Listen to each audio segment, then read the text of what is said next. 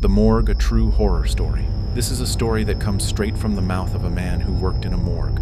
One of the most chilling places on Earth, a place where the dead rest, or so we believe. Our protagonist was a young man, freshly appointed as a morgue assistant. Many warned him about this job, but the perks of a government position were too tempting to pass up. He was brave. At least, that's what he thought. The young man didn't believe in superstition. He wasn't afraid of the dead, but that night, he learned fear. His senior had warned him, keep the lights on. Don't go inside the morgue at night. But curiosity got the better of him. There was a body, a woman who had died a gruesome death. Suicide, they said. Her face was bloated, her long matted hair tangled around her corpse. Her eyes bulged out unnaturally, and her tongue, dark and swollen, protruded grotesquely. A power cut. Just his luck. The heat became suffocating. And then, he heard it.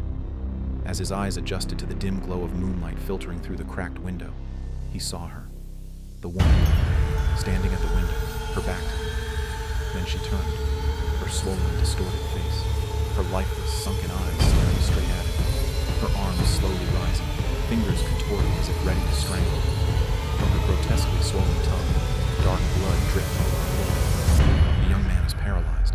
He wants to scream but can't. His legs won't move. She takes a step, then another. The wet, slapping sound of her bare feet echoes in the silent room. The smell of decay thickened. The air grew heavy.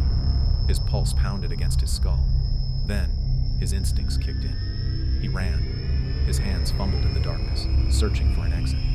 But the room felt endless, as if the walls were shifting. The next thing he knew, he was waking up in a hospital. His colleagues found him unconscious, drenched in sweat, his face frozen in terror. Old morgue worker told him, "That's why we drink before working. The dead sometimes, they don't stay dead." Since that night, the young man never worked in the morgue again. And as for the woman, well, some say she's still there, waiting for someone to join her in the